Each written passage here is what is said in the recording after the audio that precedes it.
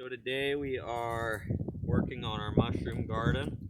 Last year we did some lion's mane and chicken of the woods and some local standing trees, local hardwoods. We've had some ash.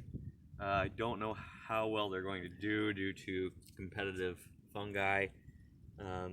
So this year we did a little bit more research and and we are starting some shiitake gardens here.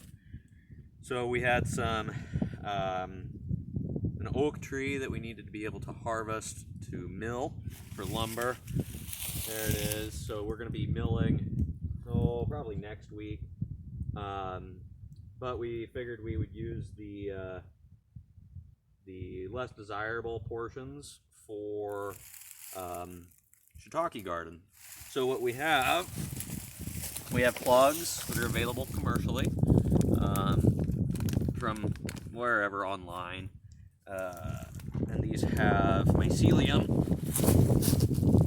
from shiitakes growing pretty heavily on them. You can see a lot of growth going there. That's kind of what you want.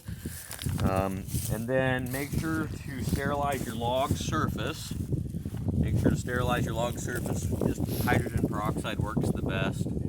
You can think of that as kind of like a pre-emergent herbicide in a field, which we're opposed to.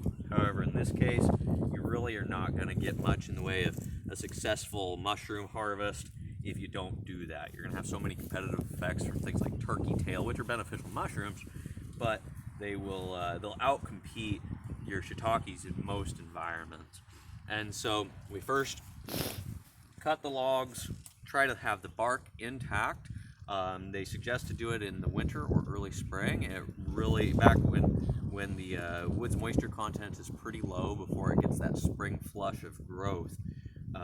Because otherwise, after you cut it, the wood is going to lose so much moisture that it'll contract, the bark will maintain, and then the bark will actually slough off. And then you run the problem or the risk of basically your spawn not being protected, your fungi not being protected. Each one of these logs should produce a good sizable crop of a couple pounds per season, multiple harvests per season, and several pounds per harvest, and it should go on for 5-6 years before the production really decreases. So while taking a live oak is not the most sustainable thing, I had to thin this grove out just due to the size of the oaks. And so we're gonna have a big pile of firewood, we're gonna have more milled lumber, and we're gonna have a lot of awesome shiitakes and oysters out of this. And so here, it's a really simple process of how to install the plugs. Make sure that you're practicing semi-sterile technique, of course. That way you don't introduce bacteria, or very little bacteria. Obviously, I'm picking up a hammer. So I had drilled the holes already. I had pre-drilled them, just regular 5/16 bit. Take the plug, gently tap it in to where it's flush with the surface, maybe a little bit countersunk. Have your wax ready because you'll lose track of your plugs as you go. A log like this should be able to pretty easily support 50 plugs. I like, just that way I keep track of it, take and pour my wax on almost immediately, otherwise I will lose track. What type of wax are you using? This is natural beeswax. Regrettably, this is not from our bees. We do raise bees, but this is beeswax. A lot of people actually suggest like a red paraffin wax. It's a little bit more flexible in cold temperatures, so therefore it doesn't crack out like what this is going to most likely. But this is what we have available today, and it's a more natural thing than petrochemical-based wax.